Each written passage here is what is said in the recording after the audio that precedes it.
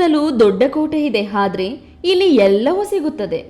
ಕೊಲೆ, ಸುಲಿಗೆ, ದರೋಡೆ ಮಾಡಿ ಬಂದ ಕೈದಿಗಳಿಗೆ ಇಲ್ಲಿ ರಾಜಾತಿಥ್ಯ ದೊರೆಯುತ್ತದೆ ಎಂಬುದು ದೃಶ್ಯಗಳನ್ನು ನೋಡಿದರೆ ತಿಳಿಯುತ್ತದೆ.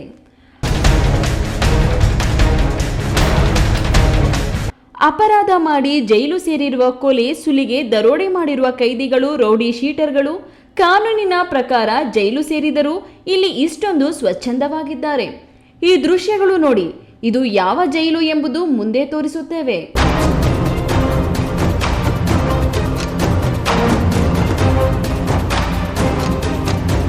ಕೊಲೆ, ಸುಲಿಗೆ ಮಾಡಿದ ವಿಚಾರಣಾಧೀನ ಕೈದಿಗಳು ಜೈಲಿನಲ್ಲಿ ಕಷ್ಟ ಅನುಭವಿಸುತ್ತಾರೆ, ಮುದ್ದೆ ಮುರಿಯುತ್ತಾರೆ.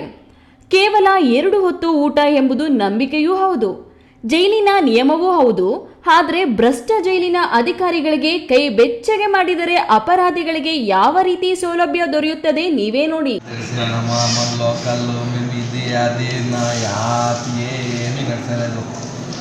ಅಂತ ಈಗ ಈದ್ ಪಕಡ್ಕೆ ಬೈಸ್ ಆಗ್ತಾ ఉండదు అందరినీ తెలిసిన మామూలు లోకల్లో మేము ఇది అది నా యాతి ఏమీ నడచలేదు ಅಂತ ಈಗ ಈದ್ ಪಕಡ್ಕೆ ಬೈಸ್ ಆಗ್ತಾ ఉండదు అందరినీ.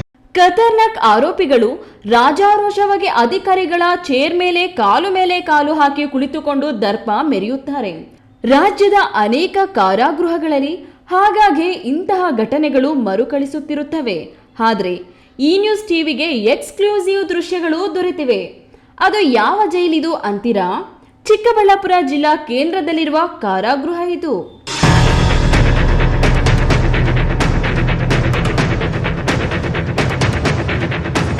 ಇದು ಅಕ್ರಮ ಚಟುವಟಿಕೆಗಳ ಕಾರಾಗೃಹವಾಗಿದ್ದು 16 ಬಾರಿ ದೂರುಗಳು ಕೇಳಿ ಬಂದಿವೆ, ಆದರೂ ಪ್ರಯೋಜನವಾಗಿಲ್ಲ.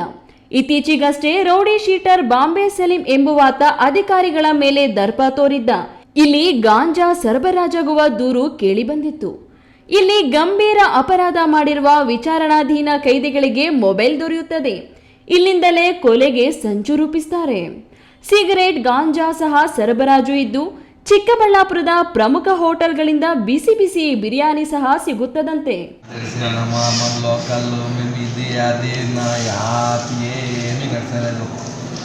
ಅಂತ ಈಗ ಈದ್ ಪಕಡ್ಕೆ ಬೈಸ್ ಆಗ್ತಾ ఉండదు అందరినీ.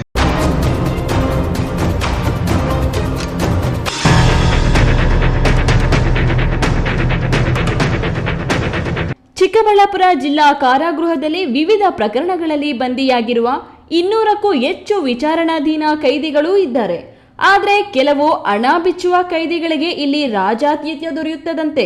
ಇನ್ನು ಬಡಪಾಯಿ, ಸಣ್ಣ ಪುಟ್ಟ ಅಪರಾಧ ಮಾಡಿರುವ ಕೈದಿಗಳಿಗೆ ಮುದ್ದೆ ಊಟನೇ. ಆದರೆ ಜೈಲಿನ ಅಧಿಕಾರಿಗಳಿಗೆ ಕಾಸು ಕೊಟ್ಟರೆ ಎಲ್ಲಾ ಸೌಲಭ್ಯಗಳು ದೊರೆಯುತ್ತದೆ. ಭ್ರಷ್ಟ ಅಧಿಕಾರಿಗಳಿಗೆ ಶಿಕ್ಷೆ ಆದಾಗ ಮಾತ್ರ ಇಂತಹ ಕಾನೂನು ಬಾಹಿರ ಕೃತ್ಯಗಳಿಗೆ ಕಡಿವಾಣ ಬೀಳಲಿದೆ. ಈ ನ್ಯೂಸ್ ಬ್ಯೂರೋ, ಚಿಕ್ಕಬಳ್ಳಾಪುರ.